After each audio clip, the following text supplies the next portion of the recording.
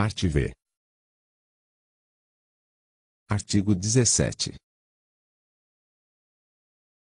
1. Com o fim de examinar os progressos alcançados na aplicação desta Convenção, será estabelecido um comitê sobre a eliminação da discriminação contra a mulher, doravante denominado Comitê, composto, no momento da entrada em vigor da Convenção, de 18 e, após sua ratificação ou adesão pelo 35º Estado-parte, de 23 peritos de grande prestígio moral e competência na área abarcada pela Convenção. Os peritos serão eleitos pelos Estados-partes entre seus nacionais e exercerão suas funções a título pessoal. Será levada em conta uma repartição geográfica equitativa e a representação das formas diversas de civilização assim como dos principais sistemas jurídicos. 2. Os membros do comitê serão eleitos em escrutínio secreto de uma lista de pessoas indicadas pelos Estados-partes. Cada um dos Estados-partes poderá indicar uma pessoa entre os seus próprios nacionais. 3. A eleição inicial realizar-se-á 6 meses após a data de entrada em vigor desta Convenção. Pelo menos 3 meses antes da data de cada eleição, o secretário-geral das Nações Unidas dirigirá uma carta aos Estados-partes convidando-os a apresentar suas candidaturas, no prazo de 2 meses. O secretário-geral preparará uma lista, por ordem alfabética de todos os candidatos assim apresentados, com indicação dos Estados-partes que os tenham apresentado e comunica-la aos Estados-partes. 4. Os membros do comitê serão eleitos durante uma reunião dos Estados-partes convocado pelo secretário-geral na sede das Nações Unidas. Nessa reunião, em que o quórum será alcançado com 2/3 dos Estados-partes, serão eleitos membros do comitê os candidatos que obtiverem o maior número de votos e a maioria absoluta de votos dos representantes dos Estados-partes presentes e votantes. 5. Os membros do comitê serão eleitos para um mandato de 4 anos. Entretanto, o mandato de 9 dos membros eleitos na primeira eleição expirará ao fim de 2 anos. Imediatamente após a primeira eleição os nomes desses 9 membros serão escolhidos, por sorteio, pelo presidente do comitê. 6. A eleição dos 5 membros adicionais do comitê realizar-se-á, em conformidade com o disposto nos parágrafos 2, 3 e 4 deste artigo, após o depósito do 35º instrumento de ratificação ou adesão. O mandato de 2 dos membros adicionais eleitos nessa ocasião, cujos nomes serão escolhidos, por sorteio, pelo presidente do comitê, expirará ao fim de 2 anos. 7.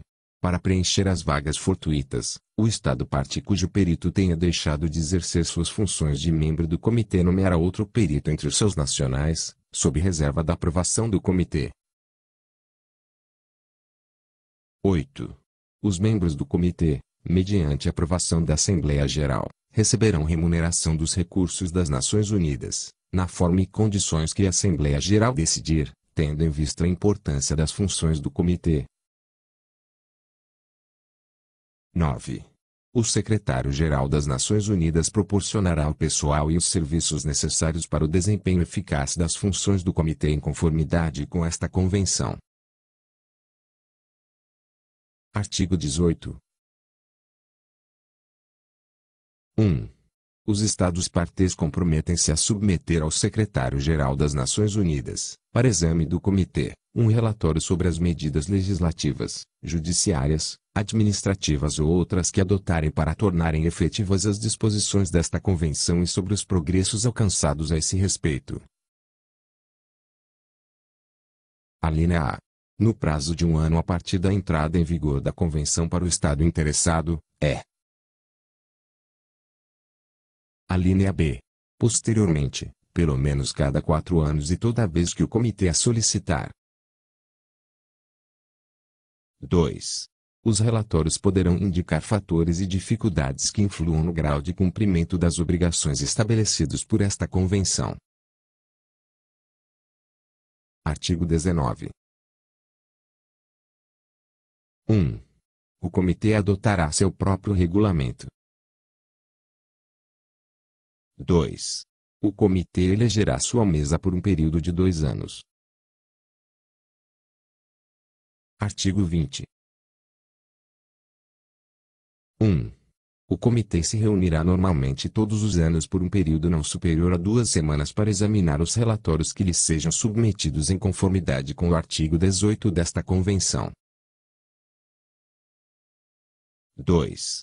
As reuniões do comitê realizar-se-ão normalmente na sede das Nações Unidas ou em qualquer outro lugar que o comitê determine. Artigo 21. 1. O comitê, através do Conselho Econômico e Social das Nações Unidas, informará anualmente a Assembleia Geral das Nações Unidas de suas atividades e poderá apresentar sugestões e recomendações de caráter geral baseadas no exame dos relatórios e em informações recebidas dos Estados-partes. Essas sugestões e recomendações de caráter geral serão incluídas no relatório do comitê juntamente com as observações que os Estados-partes tenham porventura formulado. 2. O secretário-geral transmitirá, para informação, os relatórios do Comitê à Comissão sobre a Condição da Mulher. As agências especializadas terão direito a estar representadas no exame da aplicação das disposições desta Convenção que correspondam à esfera de suas atividades.